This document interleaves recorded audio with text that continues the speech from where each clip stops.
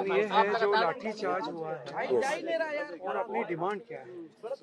So जो लाठी charge हुआ है उस पर मैं बोल चुका हूँ, इट वॉज वेरी ब्रूटल। और जिन पुलिस ऑफिसर्स ने ये करा है उनको लेकर हम कोर्ट में जाएंगे।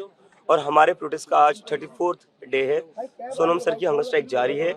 आज उनकी हंगर स्ट्राइक का 26th डे है।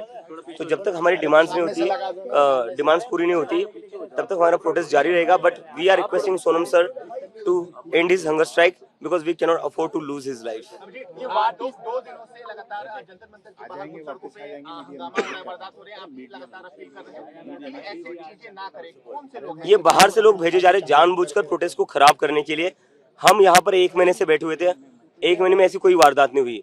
लेकिन अब क्या हो रहा है, जैसे ये प्रोटेस्ट बड़ा हो गया है तो ये बाहर से गुंडे भेजे जा रहे हैं बीजेपी द्वारा जानबूझकर लोगों को उकसाने के लिए। और यही लोग हैं जो पथराव करे बीजेपी के। पुलिस यहाँ पर पत्थरों के ट्रक लाकर रखती है, बीजेपी के गुंडे आते हैं, वो पत्थरबाजी करते हैं और फिर कॉकरोच जनता पार्टी के लोगों को बदनाम करते हैं। What about the discussion?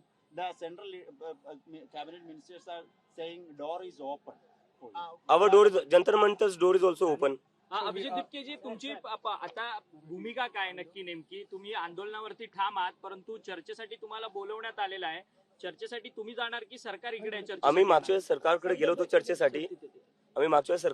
चर्चेसाठी. पण सरकारने 5 तास बसून ठेवलं. 5 तासात ते फक्त 10 मिनिटं बोलले.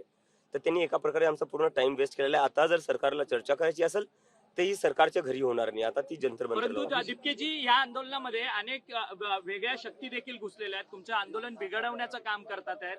आणि या सगळ्या आंदोलन बिघडवत असताना पोलिसांचा देखील सौम्य लाठीचार्ज जो आहे तो आंदोलकांवरती होताना पाहायला मिळतोय. काय सांगाल या संदर्भात? जे लोक इथं उत्मात करतात, पोलीस त्यांना काही करत नाही.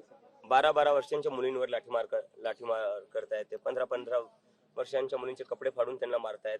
पण जे सिव्हिल ड्रेसमध्ये काही लोक दगड फेक करत होते आणि असं पाहण्यात आले की काही पोलीसवाल्यांनी सुद्धा गाड्या फोडलेल्या आहेत. तर सिव्हिल ड्रेसमधल्या पोलिसांनी गाड्या फोडल्या, त्याचे व्हिडिओ आलेले आहेत. तर पोलीस कुठं ना कुठं कॉम्प्रोमाइज आहे. पोलीस कुठं ना कुठं जे बाहेरून गुंडे येत आहेत त्यांच्यासोबत मिळून हे प्रोटेस्टला डिस्टर्ब करायचा प्रयत्न करतात. महाराष्ट्रात देखील मोठ्या प्रमाणात आंदोलन होताना पाहायला मिळतंय. मुंबईमध्ये राज ठाकरे, आदित्य ठाकरे किंवा अमित ठाकरे हे सगळेजण आता आंदोलनात सक्रियपणे सहभागी होतात आहेत. आंदोलक मुलांच्या पाठी उभे राहतात आहेत.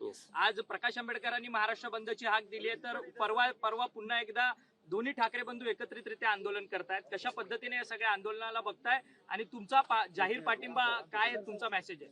मी माझा मेसेज हाच आहे जो मी आधीच म्हणत होतो की आता वेळ आलेली आहे. आपल्या सगळ्यांना आपले जे पॉलिटिकल डिफरन्सेस आहे ते बाजूला ठेवावे लागतील. आपले जे काही आयडिओलॉजिकल डिफरन्सेस आहे ते बाजूला ठेवावे लागतील. कारण की आता जो विषय तो खूप मोठा विषय आहे, देशाच्या भविष्याचा विषय.